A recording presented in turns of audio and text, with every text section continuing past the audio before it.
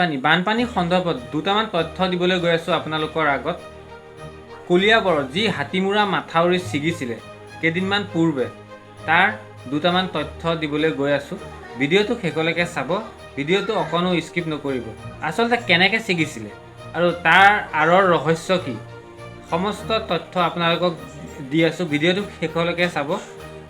অসমৰ বানপানী, এই বানপানী আচলতে আজিৰ সমস্যা নহয়, অতীজৰ সমস্যা। অতীজৰ মানে আজোককা, যিসকল আমাৰ আজোককা আছিলে, তেখেতসকল দিনকালৰ পৰা এই সমস্যা চলি আহিছে। এই সমস্যা আচলতে তেখেতসকলৰ দিনৰ পৰা চলি আছিলে। খেতি বাতি নষ্ট, ঘৰ বাৰী ধ্বংস, খাবলৈ এমুঠি চাউল নাই। তেখেতসকলেও এই পৰিস্থিতিৰ সন্মুখীন কৰিব লাগিছিলে। বৰ্তমান সময়ত এই সমস্যাৰ লগত আমিও যুঁজি আছোঁ। কিয় এই সমস্যা কেতিয়াও সমাধান নোলায় নেকি? আচলতে এই সমস্যাৰ লগত কেনেকৈ যুঁজ দিব লাগিব তাৰ উপায় নোলায় নেকি? এই সমস্যাৰ পৰা আমি সমাধান কেতিয়া পাম? আৰু চৰকাৰে এই সমস্যাৰ পৰা একো উপায় নুলিয়ায় নেকি? ভিডিঅ'টো চাই যাব।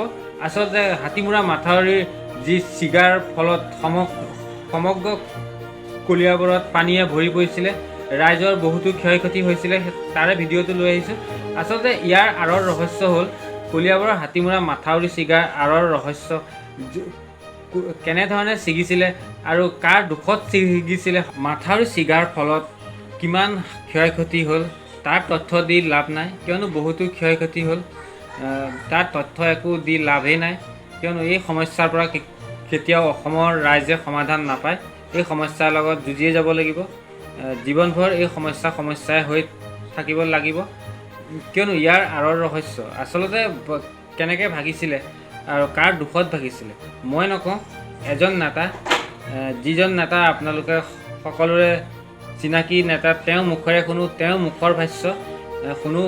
আৰু ভিডিঅ'টো চাই যদি ভাল লাগিছে লাইক শ্বেয়াৰ কৰিবলৈ নাপাহৰিব। আৰু ভিডিঅ'টো যদি কিবা কিবি ভুল ভ্ৰান্তি হৈছে ক্ষমা কৰিব। বয়ক ভিডিঅ' পিনে আমি আগবাঢ়োঁ।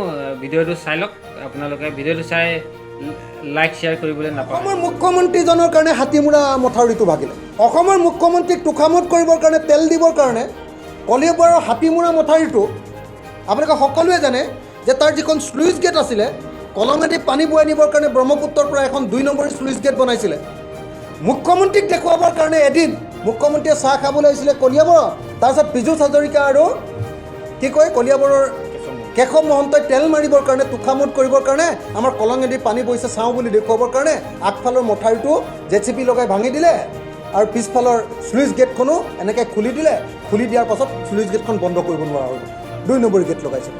তাৰ ফলস্বৰূপে কি হ'ল, গোটেই ব্ৰহ্মপুত্ৰ পানীয়ে গোটেই নগাঁও ধ্বংস কৰিলে।